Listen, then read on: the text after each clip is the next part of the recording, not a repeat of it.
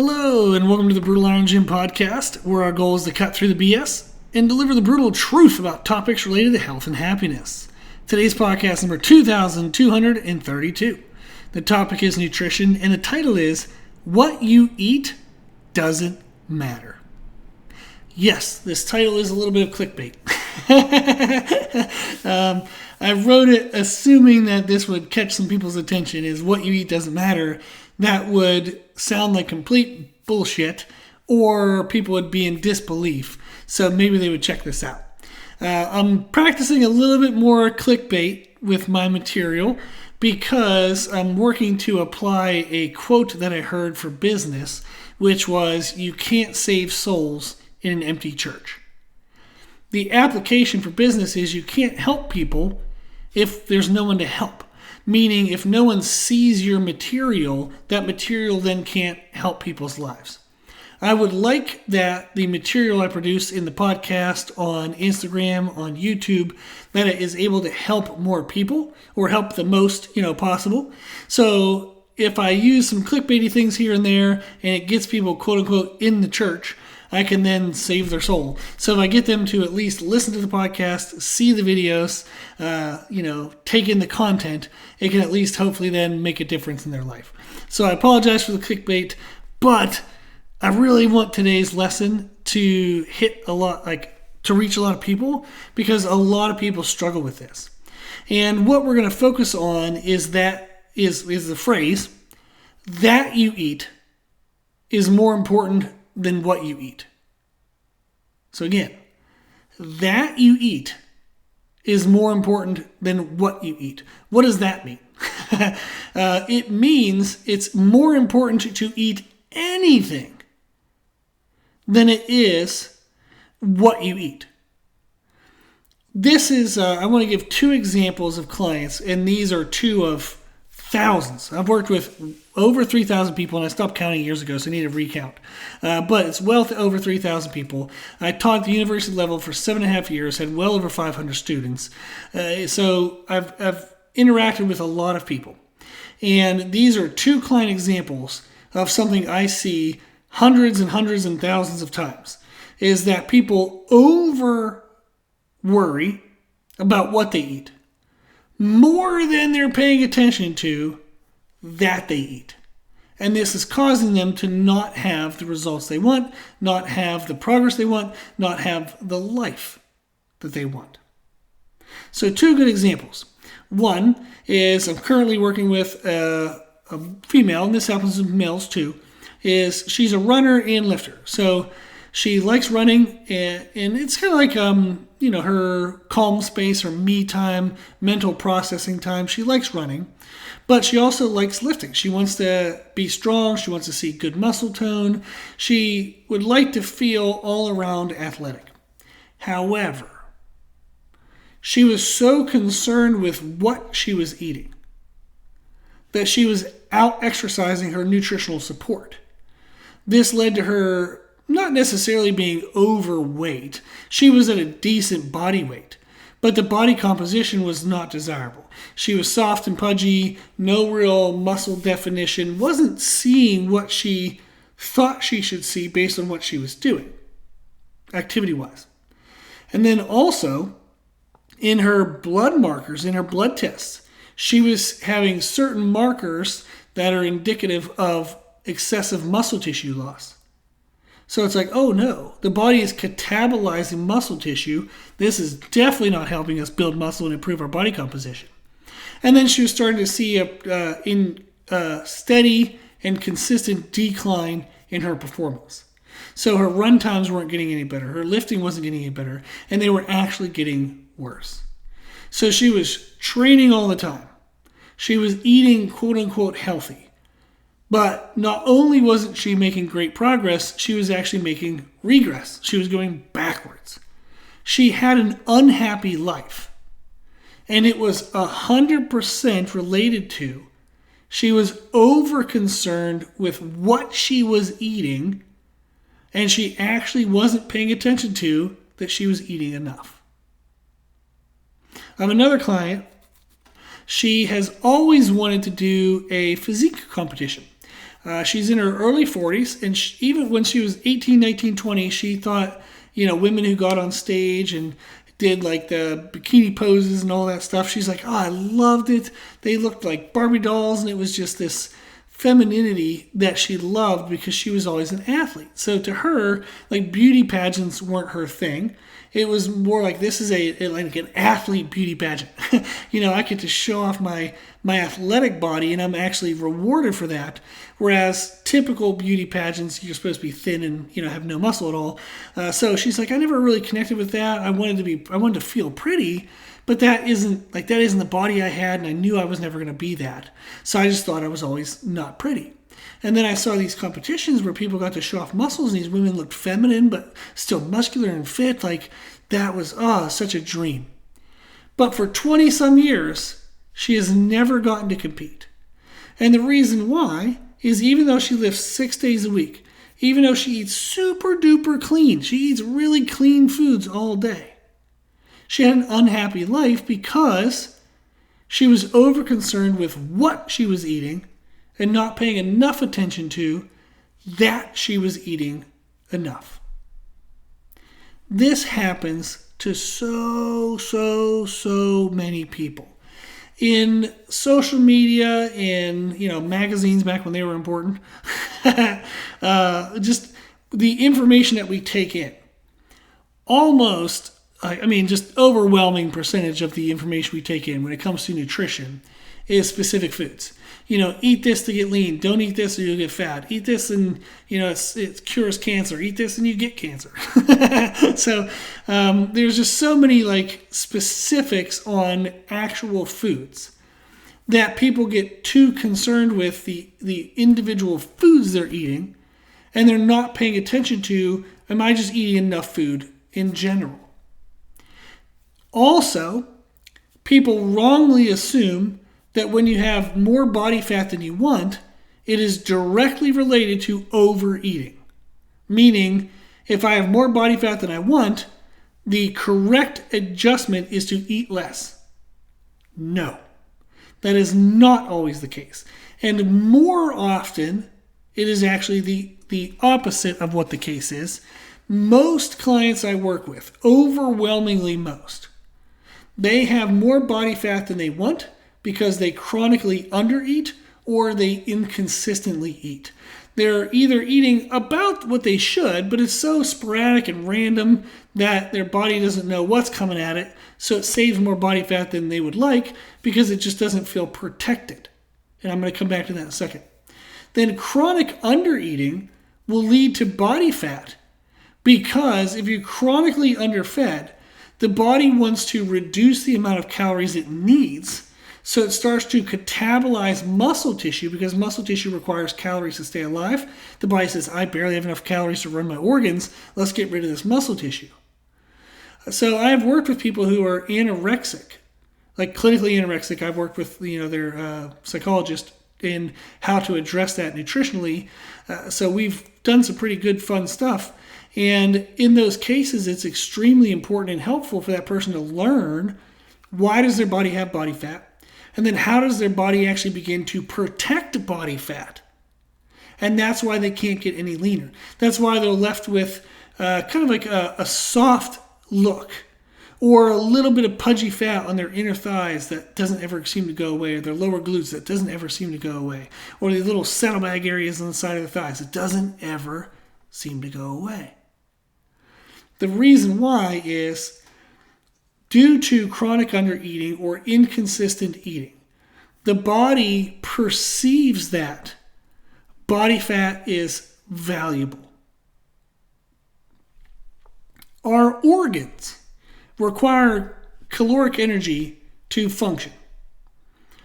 If we do not have enough caloric intake and or our caloric intake is extremely inconsistent, the body then says, well, how do I know that I can protect my organs and have enough for what they need?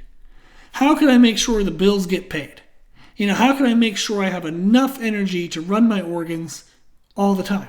How do I feel safe? If I'm chronically undereating, if I'm inconsistently eating, the body believes that storing body fat is important, and storing more body fat is important. If it's barely making its bills, if it's barely getting the calories it needs, and then you ingest 1,000 calories, it's going to save every damn one. It's going to try to.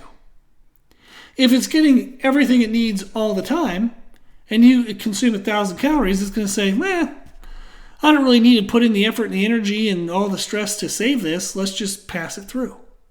Now, that's a simplified version of what happens, but that's essentially what happens. Is if we give our body roughly what it needs when it needs it, the perception of body fat being valuable is very low. If we do not give our body what it needs when it needs it, the perception of body fat value is very high. Now, you're hearing me say what it needs and when it needs it.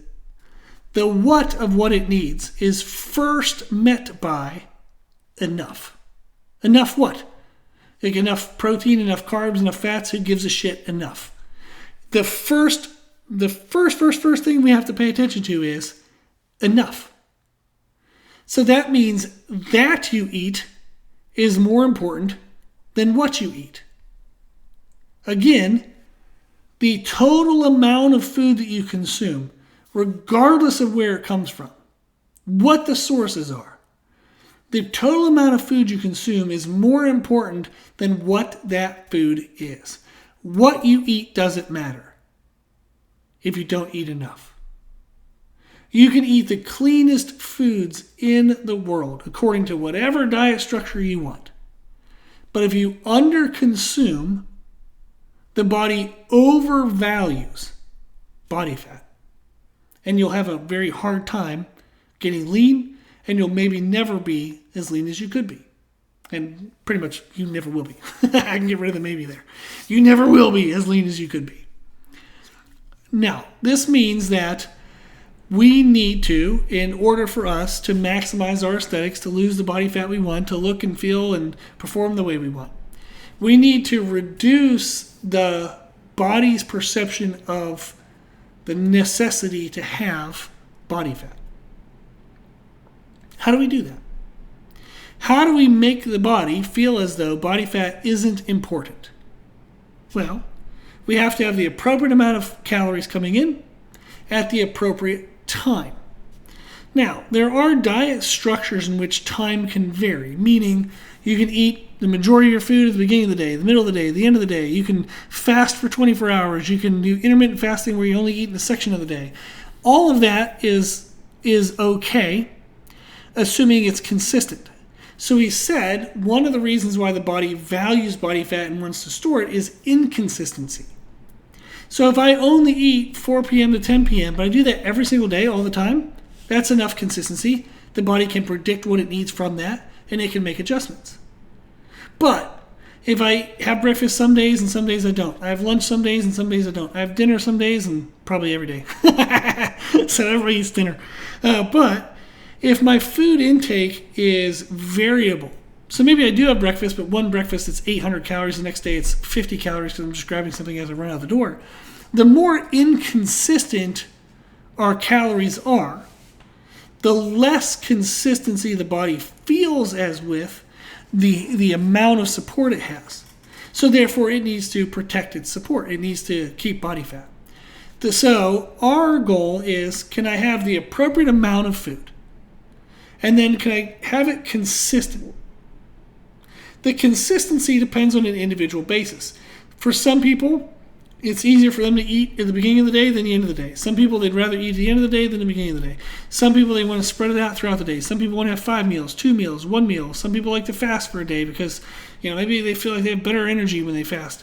It doesn't matter. Just whatever the hell you do, just do it every day, or as many every days as you can. So if you do it 5 out of 7 days a week, pretty consistent, not bad. Is 6 out of 7 going to get you better results? Slightly. Is 7 out of 7 going to get you better results? Slightly. So the more consistent you can be, the better. However you want to structure that, it's fine. You will find people who are super lean that do any freaking diet strategy in the world. You can find vegans and carnivore diet people. and they're both lean, and they're completely opposite diets in regards to like what you're eating. You can find people that eat 7 meals a day, like bodybuilders, and then people eat 1 meal a day, and they both can be lean. The important component is consistency. People worry about all these structures. Should I be vegan? Should I have animal products? Should I not have animal products? If you're not looking at it based on like ethics, if you're just saying what's the right food for me, it doesn't matter. Like eat whatever the hell. People get so worked up over the specifics of what they eat.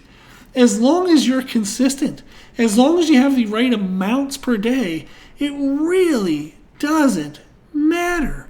People stress so much about the wrong thing. I just feel bad. It just makes me feel bad. Because people beat themselves up. They feel like shit. They look like shit, in their mind. They're just having this shit experience because they're focusing on stuff that isn't the right stuff to focus on. And social media does not help. Social media is a bunch of jackasses who just want to promote views and, products. And it's like, the whole system's broke. So I'm on a crusade to fix it, one podcast at a time. So it's more important that we pay attention to we're eating enough and that we have it consistently per day, the timing and distribution of it consistent. And then what you eat isn't, it's kind of individual factor dependent. Maybe you don't like feeling hungry, so you eat multiple meals a day. Maybe you're super busy, so you only want to have 1 or 2 meals a day. Maybe you want animal products, maybe you don't. That stuff is then figured out later. And hint, hint, hint, there's one-on-one coaching services available like me that can help you fine-tune those details. But that stuff is the later stuff. The most important stuff is, are you eating enough? So, I want to answer that question for you. You don't have to pay me a dime. You can do this. Just Google search bmrcalculator.net. bmrcalculator.net. If you put in your personal information, it's going to ask you your age, gender, weight, that kind of stuff. And then you're going to put that in. It's going to calculate for you what your BMR is. Your BMR is your basal metabolic rate. That's the amount of calories your body burns doing nothing. If you were to just lay in bed with your eyes closed, that's how many calories your body is burning. And then above your BMR is our caloric needs for daily movement, daily functions, and just kind of moving around, doing what we got to do through the day. The more active you are, the more you're going to need on top of your BMR. The less active you are, the less you need on top of your BMR. But your BMR is kind of the basement, the bottom of how many calories you should consume. And then above that is based on your activity level. If you go to bmrcalculator.net, put in the information, it'll give you a chart. And it says, here's your BMR. And then if you are active, if you have a sedentary lifestyle, here's the total calories that would keep you around your body weight. If you have a semi-active, 2 to 3 days a week, you're active. If you lift weights 5 to 6 days a week, it gives you this chart of all these different values.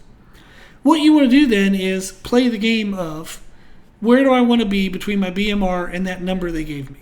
Now, these numbers are not 100% perfect. They're going to give you a ballpark. So, let's say it gives you a BMR of 1317. That's a weird number. Let's just say 1300, right?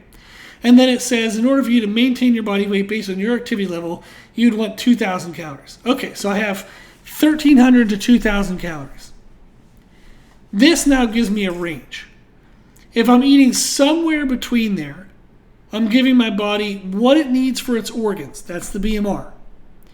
And I'm eating slightly less than, so if I stay under the 2,000, I'm eating slightly less than what my body needs to maintain weight. So over time, I would become leaner. Okay? Now let's say you want to build muscle. Okay, well I know the BMR, I know my bottom, but then it gave me that maintenance number. Maybe that maintenance number for you is 2,500. Well, on days I'm not active, maybe I'll eat a little bit less than that so I can stay lean and not accrue body fat. On days I'm more active, maybe I'll eat a little bit above that so that way my body has material to grow with, to build new tissues with. So you're going to use that number as a reference point and say, okay, if I'm eating slightly below that number but above my BMR, I'll get leaner. If I'm eating around that number, lower on days I'm inactive, higher on days I'm active, I'll probably have good performance, good strength adaptation, good muscle growth. If I'm always eating over that number, I'm probably going to gain body fat. So you're going to use that number as like a reference point. This gives you the amount, like the what. Like when we say like what is enough, like how much is enough, that's the number. So again, BMRcalculator.net, put in your information, stay above your BMR so your organs are okay, and then play with that top end number. If you have any questions, if you need anything, like I said, reach out to me. My email is brutalirongym@gmail.com. You can go to our website, www.brutalirongym.com. I will help you with a individual question here or there. I'll make a podcast for you. But if you want to work together, and I help you fine-tune this and actually apply it to your life over the course of a month or two or three, then you can sign up for a one-on-one coaching. It's $200 a month. It includes a personal nutrition program, personal training program, weekly communication. I answer all your questions, everything you need in the kitchen sink, $200 a month. Now, you don't need to pay me, but I do want you to know that that's available. That is how we find out our calories. Now, protein is extremely important. Protein is what our body uses to repair tissue and build new tissue. So it's like a repair mechanism of the body. It's a repair material. Protein should be somewhere between 25 to 33% of your total calories, assuming you lift weights. If you don't lift weights, it can be down to like 20%. But if you lift weights, 25 to 33%. And that, again, gives you a ballpark. The more aggressive you lift weights, be higher in the percentage. The less aggressive you lift weights, be lower in the percentage. That is a good rough adjustment. You can play with these numbers, but at least gets you in the ballpark. This answers how much is enough. The next thing we have is distribution. You can distribute your calories and protein however the hell you want. Are there pros and cons to different structures? Abso-freaking-lutely, right? Yes. What's most important, though, is can I do this consistently day to day?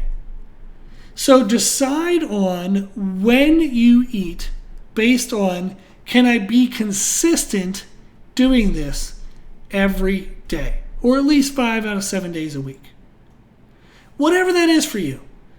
Get rid of expectations, limitations, whatever judgment you think there might be.